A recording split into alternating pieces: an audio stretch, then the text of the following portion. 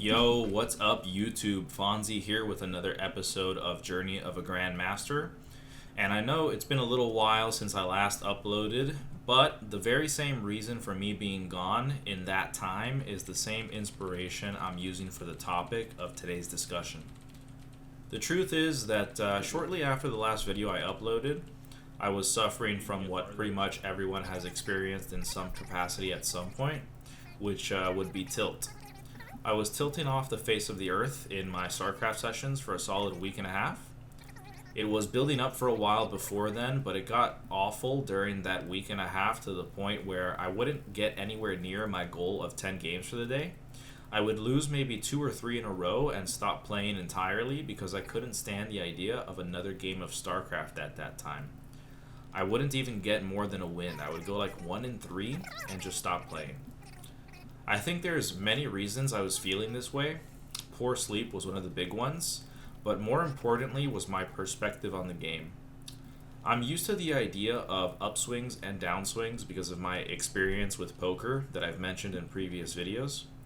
But the idea is essentially, if you haven't watched that episode yet, is that no matter how well you play or how poorly you play, you will go through the variance of being on the unfortunate side of things or the fortunate side of things. In StarCraft, it's a little less applicable since StarCraft is very strictly a game of skill and RNG plays almost no part in it. But we can still experience variance in the way external or internal factors affect our skill level. That being something like poor sleep, poor nutrition, exercise habits, stress management, family emergencies, bad day at work, so on and so forth. There are so many factors that can influence our skill level on any given day that although there is no variance from RNG within the game, there is the RNG, if you'd like to call it that, of factors that influence our ability to deal with losses, our ability to play well under stress, etc. So, since going through a stretch of losses is almost inevitable in any game we play, we have to come up with safety measures or protocols in order to keep ourselves from developing a distaste so great for the game we love that we start to feel physically ill at the idea of practicing it.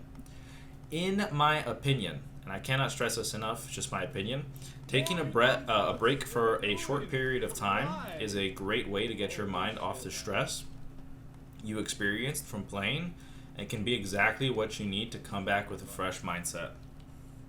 It's almost like pressing the reset button on your mental because your mental state can snowball out of control if left unchecked.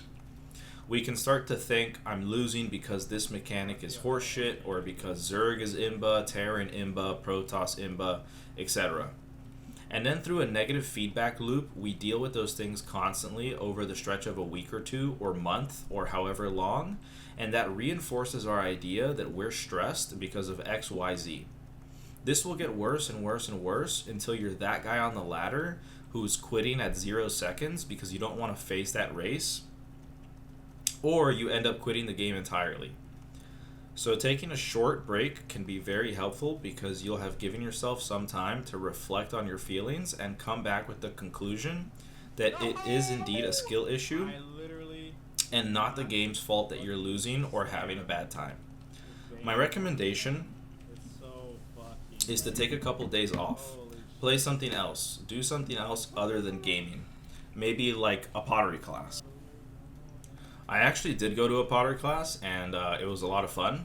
It was a very different experience. But other than, getting back to the topic, I think at most you should keep your break to a week. I compare it to the gym because it's what I do and what I'm used to. And I've learned many lessons because of it, where there tends to be a lot of good reasons why you need to take a day off the gym. Then there tends to be only a few good reasons to take a week off, albeit sometimes necessary. Then there's pretty much never a reason to go beyond a week of not going to the gym. Beyond a week of break, we start to develop a habit of no longer doing the activity, whatever it may be. So we should treat it the same for StarCraft if our goal is to get in consistent practice and rank up. I personally took exactly 7 days off of my ranked grind where I played League of Legends instead during that time. And I was having so much fun that I almost didn't want to go back to the stress I had created for myself in StarCraft. However, I reflected on what my goals are and where I want to be in 2 years, 5 years, 10 years, so on and so forth. Do I want to be that guy that gives up on his goals because things get tough? Or do I want to be the guy that figures out a way to get through the tough times and ultimately reach a better version of himself? I chose the latter, obviously, after some deliberation, and when I came back to SC2, I had gone down about 300 MMR from my peak. The very first session, I experienced a completely different perspective on the game.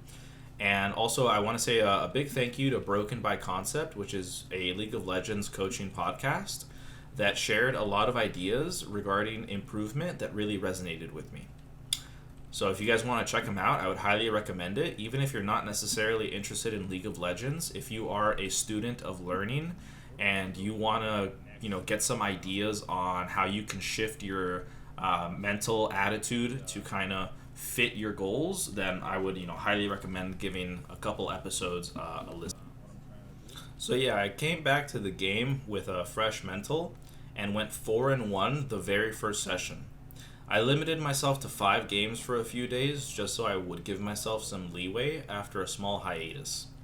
Since this small break I took, I've climbed 400 MMR, reaching a new peak of 3808. So we're just that much closer to Diamond 1 and that much closer for our goal for April. Okay, so I really wanted to make the discussion video because it was actually recommended by a viewer in my stream, Mr. Metamyth himself, who has been having trouble with the game mentally and actually adopted my 10 game a day minimum/maximum idea. He's been telling me that it's actually been working pretty well for him. And I just want to say on that note that us cyber athletes, quote unquote, the e-athletes, the e-gamers, have this misconception that we should train for literally as long as humanly possible. But this is not realistic, I think. If I could, I'd compare it to steroid cycles. People will cruise on small dosages of testosterone throughout the majority of the year, and then those that are prepping for a competition, whether it be bodybuilding or powerlifting or whatever, will start to blast their cycle, meaning they will add more substances and typically in larger quantities than normal for about 8 to 16 weeks. Again, in my opinion, we should treat the idea of practice the very same way. We should cruise on our training sessions for the majority of the year, and on the weeks/months where we feel really good at the game, we have the time, we have the energy, everything's in place, we can go ahead and blast and play 8 to 12 hours a day if we're really feeling it. Obviously, the time limitations are different for everybody, so please don't take the numbers as gospel. They're just like a starting point. Do what works for you, as I can give you a template to mold yourself around, but you don't have to follow it exactly. But when we start to blast, we should give ourselves something fun to shoot for. I'll leave it up for you to decide what the fun thing could be. Maybe it doesn't even have to be StarCraft related. You could give yourself like a goal of like, I'm gonna, play this many hours a day or play this many games, and then as a reward for myself, at the end of week number 2, I'll go, rock climbing or ice skating or something like that. For me, it's reaching Masters by April and also winning an amateur league tourney. So this gives me something to shoot for and a reason to blast on the days I'm feeling good. If you guys watched IEM Katowice recently, then you might be familiar with the speech of a normal man. No spoilers for this next section of the discussion, but essentially the normal man speech was that we are all capable of greatness. We're all just regular people. The greatest players in StarCraft or sports that you admire are for the most part regular people in the sense that they experience very similar challenges that you might face but have a different attitude or perspective on the matter that allows them to persevere and gives them the fire to continue to reach for their goals. Obviously, don't put me on Reddit saying that I think all of us are built exactly the same way and have the same capabilities, as I can pretty much guarantee you're not going to beat LeBron in a one-on-one if you're 5'7", no matter how hard you try. But that's precisely why competitive gaming has become so popular in the last 20 years. It's because for the most part, we are all fairly equal in terms of physical limitations or lack thereof, and we have the ability to become the best through our diligence. Got practice. Practice.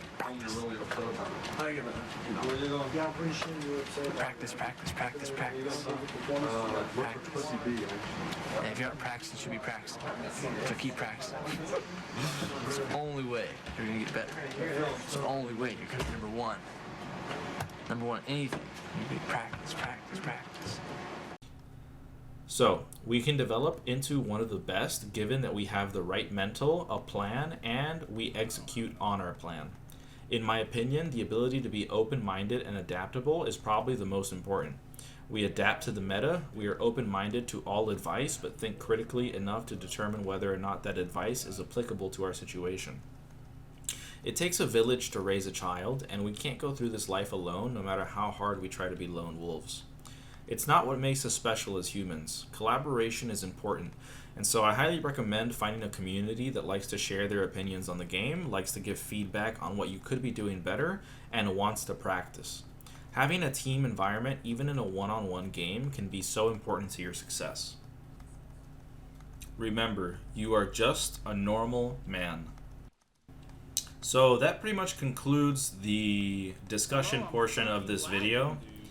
And for the rest of the video, obviously, as we do for the others, we're gonna pretty much just comment on the where we are in our journey in StarCraft. We'll talk about the game a little bit that's being shown in the background, and things of that nature pretty much. So yeah, recently, obviously, as I mentioned in the discussion, I came back and I started winning a lot. I started back up at 3450, and then over the course of a week, I climbed up to 3808, which was my highest as of last night. So that's pretty cool. We are getting one step closer to Diamond 1. I can't wait to make that video when it happens, because we'll get there one way or another. And I usually show 3 games in a video, but I pretty much wanted to show this one in particular because it's sort of like a culmination of what we've been practicing over the last 3 or 4 months. What I mean by that is we could have made the mistake in this game of going into lurkers too early. What I mean by that is I think at any point during this game, with the way it played out, we were essentially not in the position to transition to lurkers. The larva that we would spend on hydras would have definitely been better used as Roach Ravager or something, at least for the large majority of this game. And as we see, my opponent does go lurkers throughout this game, and with the micro of box spreading our roaches and taking engagements in favorable positions, more in open areas, we were able to kind of mitigate the damage that him going early lurkers was able to do to our army. And yeah, I thought it was a really interesting game. You'll see at the end of this game how happy I am that I actually managed to pull through. Just because it was hard fought, and I had recently kind of, I think it was Pig who released a video saying that you pretty much shouldn't try to take every engagement that you're given. So if the opponent wants to fight, you kind of should think twice as to why they want to fight you. Most likely the reason is that they feel they're strong, they just hit an upgrade timing, they have some tech, that they just got, something, there's a lot that goes into the to the reasoning of them wanting to fight you. And so when you take that into consideration, you kind of come up with the answer that hey, let me kind of poke in a little bit, see what's going on, see why they're willing to engage right now, and then determine whether or not it's appropriate to attack. There's a lot of moments in this game where me in the past, maybe a month ago, or not even really 2 weeks ago, probably, I would have just YOLO'd my entire army into his, and I would have died, right? And so yeah, I managed to not do that. I managed to take some decent engagements. I managed to use the pullback micro, kind of get a shot off and then back up and then kind of like bait him into me being in a better position, and basically do this all game. There were some points in the game where I was also using this thing that I've been trying to practice where like I send a few units over to one of the bases that's not being defended currently so that I can drag his attention away from my main army that's going to be doing something else, right? And this actually, I think this actually bought me some pretty critical time towards the beginning of the game, because there was a point in the game where it was very early on. I think it was like 7 or 8 minutes or something where he just had, more roaches than me, fairly certain.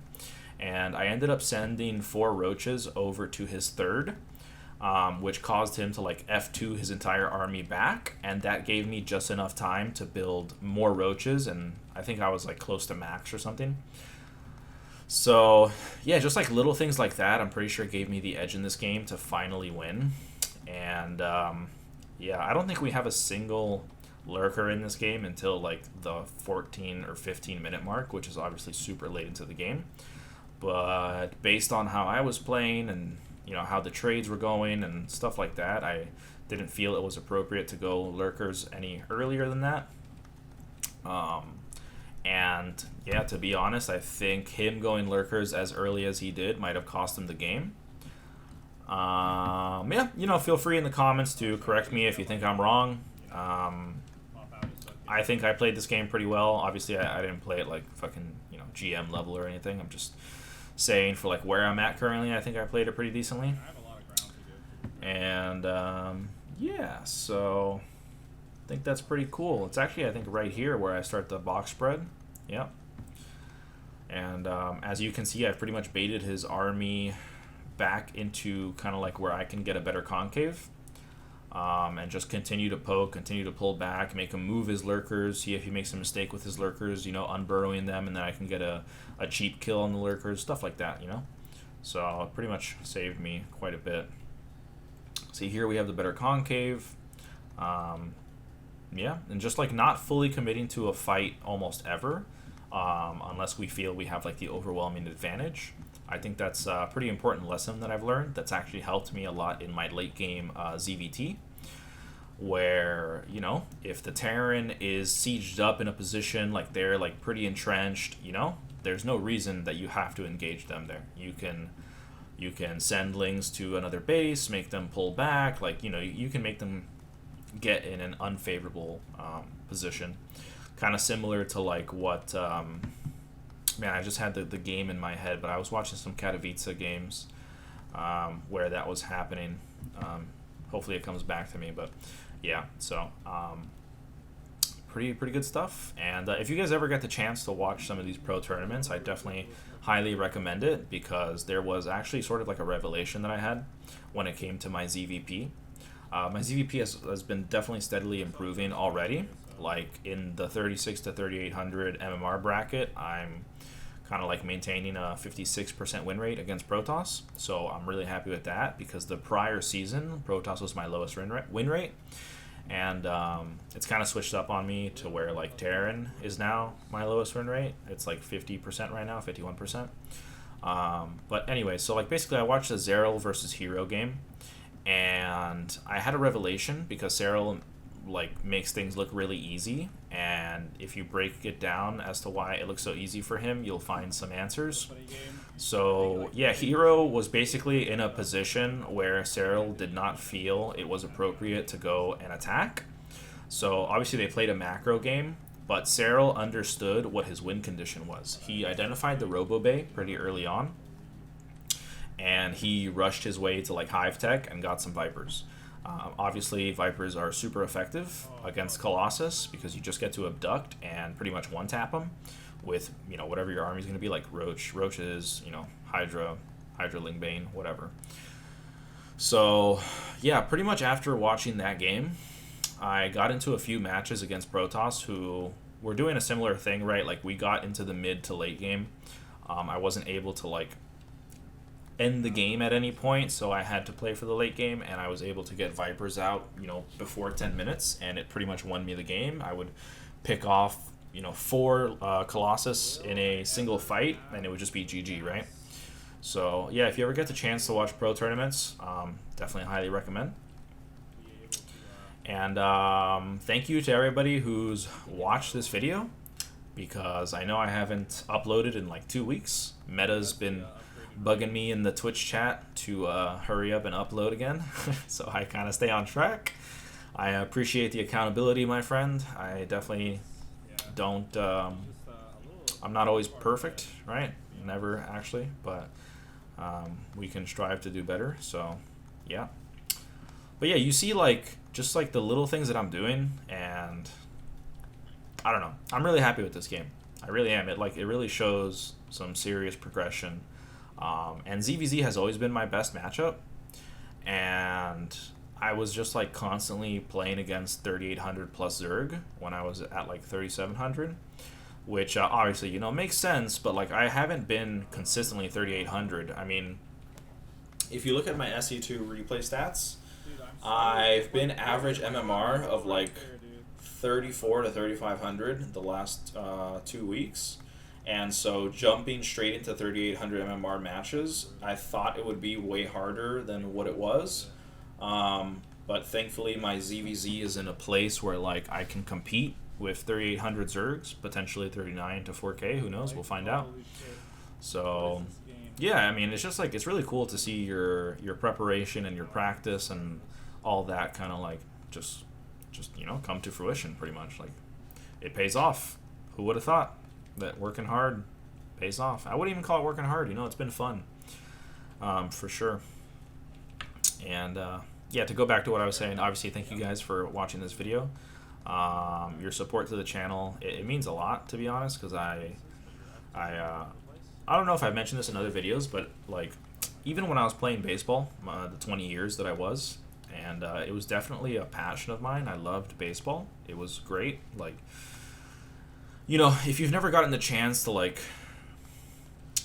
I don't know how to explain this, like without sounding like I peaked in high school or college or some shit, but like, if you've never experienced what it's like to be at your peak physical capabilities when it comes to like athleticism and that sort of thing, if you were never able to appreciate that, this might not sound like relatable, but having the privilege to like go through that in life is something that I would never trade.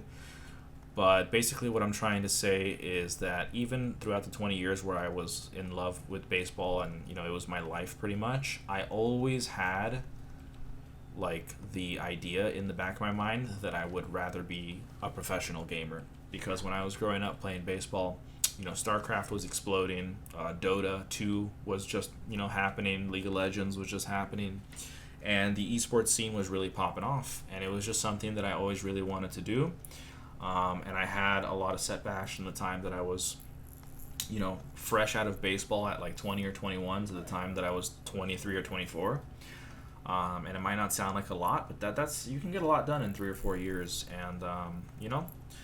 So basically, what I'm trying to say is thank you for the support of the channel. Like, it means a lot. I want to make this a reality at some point. It doesn't even have to be full time. If I can just do this part time and make a little like side income and like just build a community that enjoys the same things I do, I would be, you know, eternally grateful. And the only way that's going to happen is if, you know, if I stay consistent, make my videos, talk about what I love to talk about, and you know, build a community of people who feel the same way. So yeah, man, that's my my cheesy, you know, 3 minutes or whatever, thanking you guys for making that possible. Not that it's happened yet, but you know, I'm saying like we're getting there. And yeah, as we approach the end of this game, yeah, it's awesome. I love it. Getting better at fucking anything is just like so rewarding. So yeah, guys. We actually fucking won this game. Thank you again. Love y'all. See you in the next episode.